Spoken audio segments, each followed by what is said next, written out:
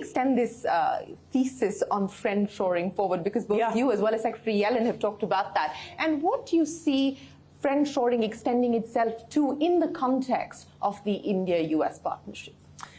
Well, once again, I think U.S.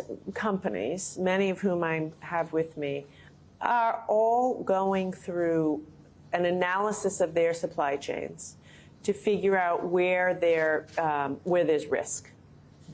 And some companies will find that they are very, very, very heavily dependent on China, for example. And there's a desire for them to diversify. And so I think that India will prove to be an excellent place, for these companies to think about investing. Since you spoke about China specifically, there's a question that's come in from one of our faculty members here at Jesus and Mary College, which focuses on exactly that issue. Dr. Jasmine says, what is the potential for India-U.S. trade given the U.S.'s heavy dependence on China for manufactured goods? If you can shed some light on what this could mean as far as India moving up the global value chain and partnering with the U.S. Yeah. Well, look, I think it's true. Look, China still produces about 30% of global manufacturing production. India's at about 3%. The United States is 15+%. Those numbers speak for themselves. I think there's tremendous headroom for India on growing. And as I said before, you have a large workforce, well-educated, increasingly well-educated.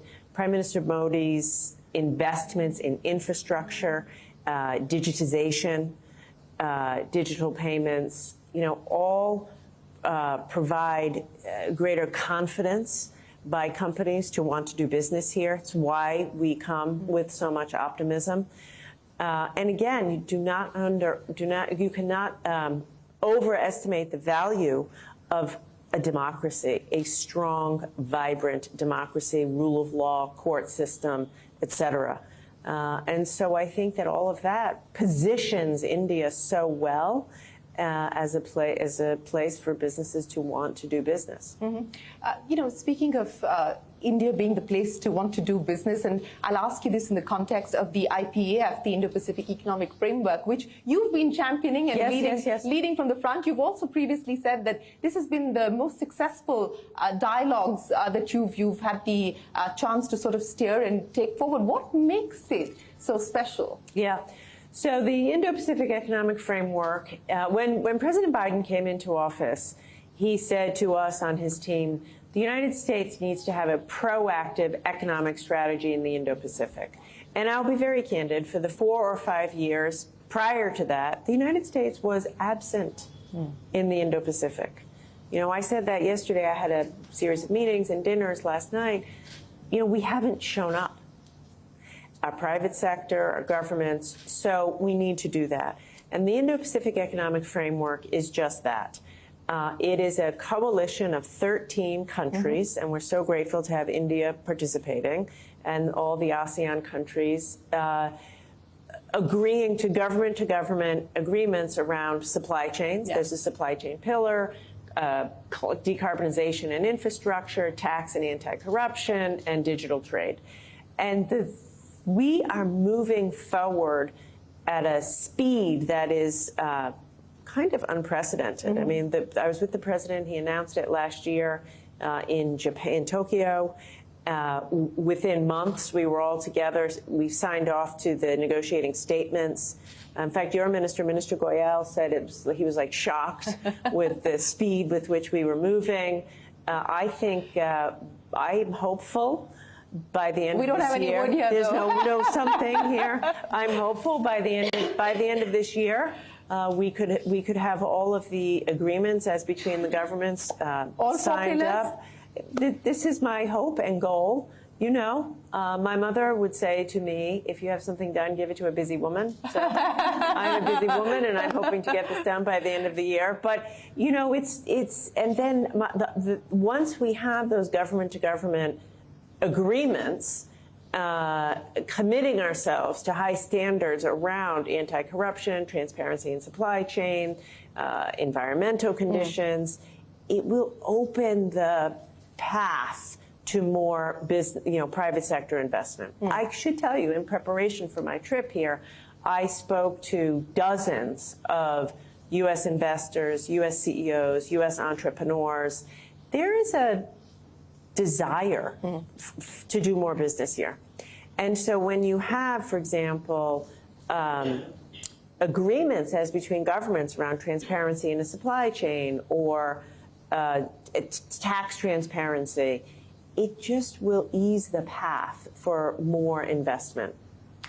Speaking of the path for more investment and easing the path for more investment, as you said, that U.S. businesses that you've spoken to are keen to invest more in India, either fresh investments or incremental investments. Are there any constraints at this point in time that they would like addressed? There's always constraints. There's always constraints, and I think it's on both ends, to be fair.